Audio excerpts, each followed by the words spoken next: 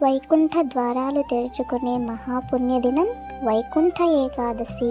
వైకుంఠ ఏకాదశి అనేది హిందూ ధర్మంలో అత్యంత పవిత్రమైన మహాపుణ్యప్రదమైన దినం. మార్గశిర మాస శుక్లపక్షంలో వచ్చే ఈ ఏకాదశిని ముక్కోటి ఏకాదశి అని కూడా అంటారు. ఈ రోజున శ్రీ మహావిష్ణువు తన వైకుంఠ లోక ద్వారాలను భక్తుల కోసం తెరిచాడని పురాణాలలో పేర్కొనబడింది. అందుకే ఈరోజు దర్శనం, పూజ, ఉపవాసం చేసిన వారికి మోక్షప్రాప్తి కలుగుతుందని పెద్దల నమ్మకం. 1000 ఏకాదశులు చేసిన ఫలితం ఒక్క వైకుంఠ ఏకాదశి వ్రతంతో లభిస్తుందని శాస్త్రాలు చెబుతాయి. 2025వ సంవత్సరంలో వైకుంఠ ఏకాదశి డిసెంబర్ 30వ తేదీ మంగళవారం నాడు వస్తోంది.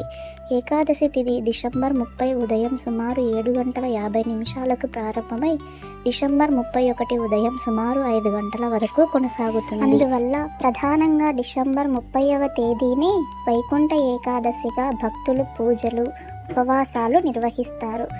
డిసెంబర్ 31వ తేదీన ద్వాదశిగా పరిగణించబడుతుంది. ఈరోజు ఉదయం ఉపవాస విరమణ అయిన పారణం చేయాలి.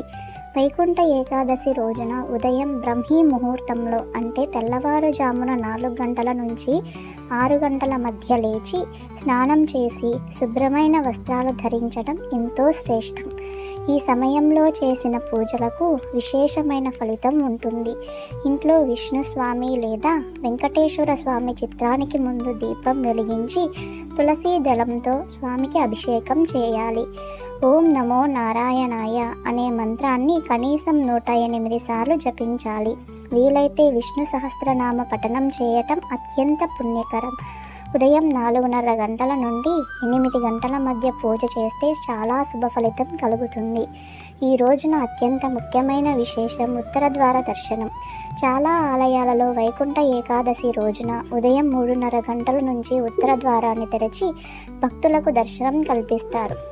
ఉత్తర ద్వారం ద్వారా దర్శనం చేసుకుంటే జన్మజన్మల పాపాలు తొలగుతాయని, వైకుంఠ ప్రాప్తి కలుగుతుందని నమ్మకం. తిరుమల, శ్రీరంగం వంటి మహాక్షేత్రాలలో ఈ దర్శనానికి అపారమైన ప్రాధాన్యం ఉంటుంది. ఆలయానికి వెళ్ళలేని వారు ఆ సమయంలో ఇంట్లో కూర్చొని నారాయణ నామ స్మరణ చేస్తే కూడా అదే ఫలితం లభిస్తుందని పెద్దలు చెబుతారు. వైకుంఠ ఏకాదశి రోజున విష్ణు స్వామికి తులసీ దళాలు అత్యంత ప్రీతికరమైనవి. తులసితో పాటు తెల్ల పువ్వులు, కమల పువ్వులు, మల్లె పువ్వులు, చామంతి పువ్వులతో పూజ చేయవచ్చు. ఈ రోజున ఒక్క తులసీ దళం భక్తితో సమర్పించిన స్వామి అనుగ్రహం తప్పకుండా లభిస్తుందని పురాణవచనం.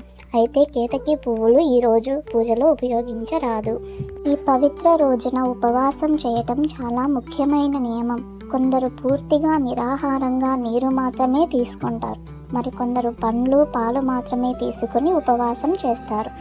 ఆరోగ్యం సహకరించని వారు ఒక పూట సాత్విక భోజనం చేయవచ్చు. ఉపవాస సమయంలో ఉల్లి, వెల్లుల్లి, మాంసాహారం పూర్తిగా నిషేధం. ఆహారం మాత్రమే కాదు, మనసు కూడా శుద్ధిగా ఉండాలి. కోపం, అబద్ధాలు, దుర్వాక్యాలు, చెడు ఆలోచనలు పూర్తిగా దూరం పెట్టాలి. రోజంతా నారాయణ నామ స్మరణ, భజనలు, పురాణ పఠనం చేస్తే మహాపుణ్యం కలుగుతుంది. వైకుంఠ ఏకాదశి రాత్రి భజనలు చేయటం, హరికథలు వినటం, భక్తి గీతాలు పాడటం చాలా శుభకరం. ఆ రాత్రి జాగరణ చేస్తే మరింత పుణ్యఫలం లభిస్తుంది. మరుసటి రోజు డిసెంబర్ 31వ తేదీ ద్వాదశి ఉదయం తులసి తీర్థంతో పారణం చేయాలి. సాధారణంగా ఉదయం నుంచి మధ్యాహ్నం మధ్య పారణం చేయటం ఉత్తమం. పారణం చేసిన తరువాత అన్నదానం, బట్టల దానం, దీపదానం లేదా తులసి మొక్క దానం చేస్తే అక్షయ పుణ్యం లభిస్తుంది. మొత్తంగా వైకుంఠ ఏకాదశి అనేది కేవలం ఒక పండుగ మాత్రమే కాదు, ఇది మన జీవితాన్ని శుద్ధి చేసుకునే ఒక గొప్ప ఆధ్యాత్మిక అవకాశం.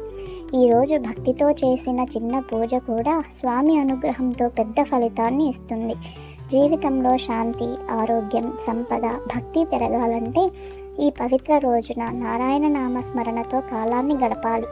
ఓం నమో నారాయణాయ అని మనస్ఫూర్తిగా జపిస్తే శ్రీ మహావిష్ణువు అనుగ్రహం తప్పకుండా లభిస్తుంది. ఈ వీడియో మీకు నచ్చితే లైక్, షేర్ అండ్ సబ్స్క్రైబ్ చేయండి. ఓం నమో నారాయణాయ అని కామెంట్ చేయండి. థ్యాంక్